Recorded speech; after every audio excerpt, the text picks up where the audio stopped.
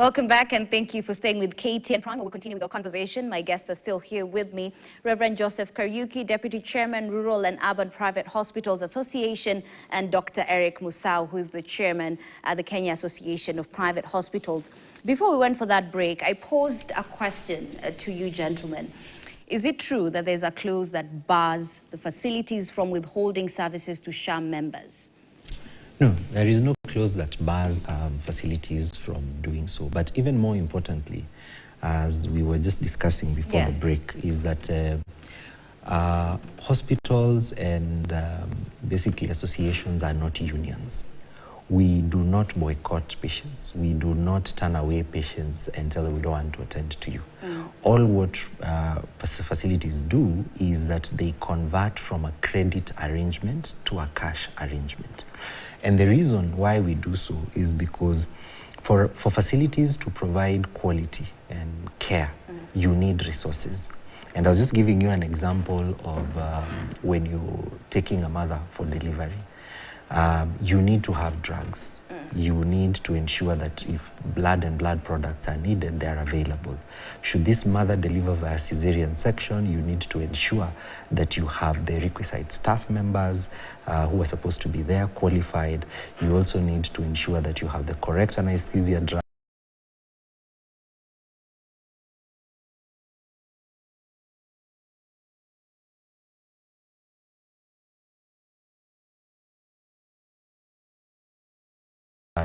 We buy these reagents. So it comes a time when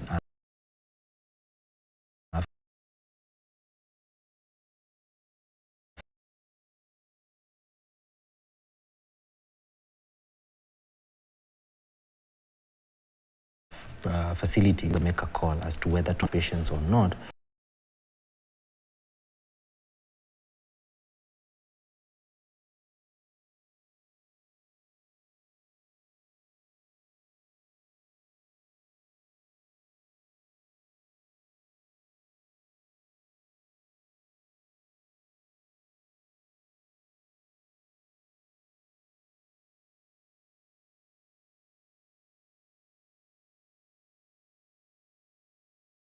Those are obligations. So unless these things are corrected and addressed, it will be difficult for Kenyans to enjoy the kind of care that is envisioned in the Constitution. So at the moment, are you turning back patients? Yeah, for us, we are not turning them. Okay. We have given them options. And what are these options? The option is we don't have credit facilities for SHA and MAKL. Yeah, and we are telling them the options available is that you pay in cash, or we refer you to the nearest facility that accepts credit for SHA and MAKL. But are there cases of emergencies that you're accepting? Right. We gave some guidelines when we were announcing the suspension of service. We gave some guidelines, and one of the things that we put very clear to our members is that we will not deny anybody emergency service, because that's the call of our work. Our call is to give life. Yeah. And secondly, there were those patients that were already admitted before the cessation of service. We said they are not going to be chased out. They will wait in the hospital, continue getting their care and treatment until their due date for discharge. There are those also who had pre-booked appointments for surgery and other procedures. We also allowed them, and they still keep coming to the hospital for those services.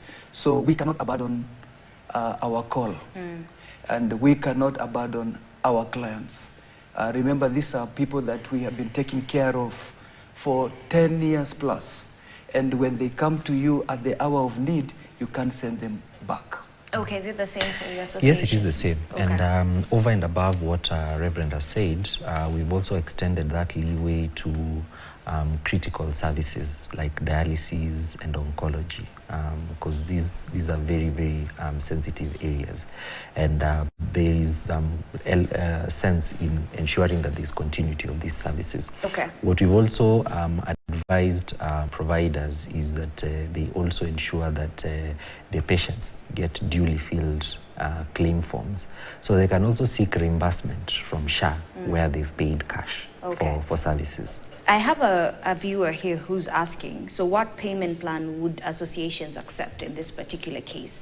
For example, I want services from a private hospital, but I am covered by SHA, and I do not want to go to a public hospital. So in that case, can we come to an understanding? I think, first of all, to answer the first part of the question, which is what payment plan would be acceptable. Yeah. We already know that 30 billion is the amount of money that is owed to providers under the old debt. Currently, I think around 10 to 12 billion or so is already at the EFT stage, right? So these are claims that are not disputed.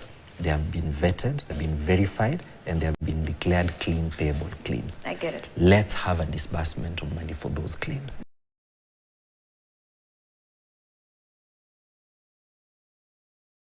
Mean you stop paying. What's that going to do? What that disbursement will do is that it will ensure that providers are now able to buy drugs, medical consumables, food supplies, to ensure that there is continuity of care as we wait for the reconciliation and sign-off exercise to be completed. I think this particular question is personal. It's not about that. So let's say I want to pay out of pocket, but I cannot afford the services at that particular point. Then is it possible to have an understanding just because these SHA services have been suspended? Reverend, before I touch it. Sure. Like where I come from, like I said, we've been in operation over 10 years. Yeah. So there is that understanding between myself and the community around. And you realize that even when they come, even before the suspension of service, they would come and they don't have enough money or they don't have money at all. And there is usually a local arrangement for us to take care of them because they are our clients after all. Okay. Yeah. What about you, Doctor? Yeah, I think, yes, there are provisions to ensure that there is facilities, different price lists for different services. Yeah. So others are co-insured and they have a private medical cover. There's a portion that SHA was taking care of. It came in as the first payer. Then the secondary insurance was coming in as the complementing insurer. So it's possible to have these arrangements depending on the pricing and the costing of the individual facilities. Okay. Yeah. Do you think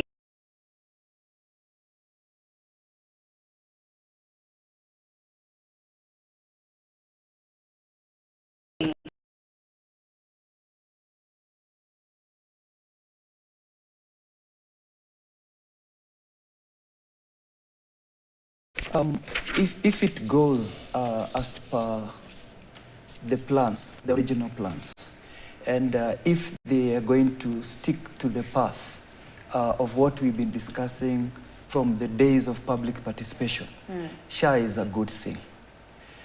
We only need to be careful in the steps that we are taking.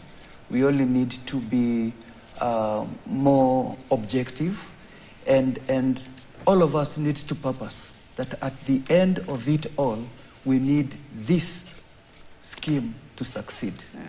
And from the provider side, I think we have done the best. And I dare say that the providers have done even much more than the government, because the members of the public are actually getting information about SHA from the hospitals rather than from the government. We even have a desk where we register those members for SHA. There is a lot of campaigns around that people should register for SHA. A lot of this work is actually done at the facility level. Okay. And that's one of the ways that we contribute into making SHA successful. Okay. Dr. coming to you, I mean, the whole goal is to achieve universal health coverage at the end of the day. Are we likely to get there? Are we likely to get there on time, even as we come to a close in this conversation? Well, a lot will be dependent on how this whole thing is going to be rolled out and implemented as time goes on. There are a lot of sustainability questions that are coming out. One, you're already seeing that we only have 22% active contributors. If this trend continues, unfortunately, this fund might not survive beyond the end of this year. Because essentially what is happening is members are drawing more than they are contributing. Okay. Number two, the model of collection of premiums in the informal sector is grossly flawed. It is not sustainable. We are using a proxy means testing instrument, which is not working. Again, it is very difficult to collect premiums in the informal sector. Most of them are actually contributing when they need the service. We are seeing more than 80% of patients only paying for SHA when they need care. Finally, there is a question of expectation versus reality. Yeah. When just before SHA was rolled out, I think the president and the executive was very keen and mentioned that people will be able to go into hospitals, get services, and walk out without payment. Unfortunately, that has not been the case. The design of the benefit packages and the tariff has not been in tandem with the president's proclamations. And so a lot of Kenyans are suffering from unkept promises, expectations that have not been met. Right now, as you're aware, you heard the other day that for ICU, SHA only pays 3,360 per day. So until these things are addressed, and SHA is deliberate in ensuring that it is a patient-centric of the public and being intentional in acting on it, we will never achieve UHC. Okay, yeah. Reverend, I'll let you have the last word. Even as you anticipate this meeting set to be on this day, if you go in there and the expectations are not met, are you going still to, stick to your stand that the services will be suspended until those issues are resolved? Yeah, we will still stand because we need these questions answered. We need to move on. Remember actually that we are not just suspending service for the sake of it. We are not punishing SHA or punishing the client. Yeah. Remember, we are business people from the private sector. And so every decision that we make as business people.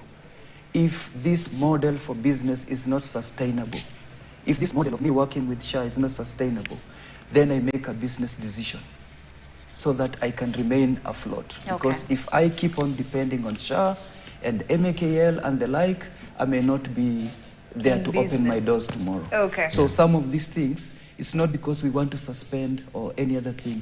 We are making actually a business decision as private sector. All right. Thank you so much, gentlemen. That's a really good place to wrap things up tonight. Reverend Joseph Kariuki, who is the Deputy Chairman of the Rural and Urban Private Hospitals Association, and Dr. Eric Musau, Chairperson of the Kenya Association of Private Hospitals. Well, I hope you've been adequately informed. That's all we had for you today on KTN Prime. I'm Ashley Mazuri. Our sign language interpreter was Damian Evans. And of course, on behalf of my co-host, Jesse Rogers, have a good night.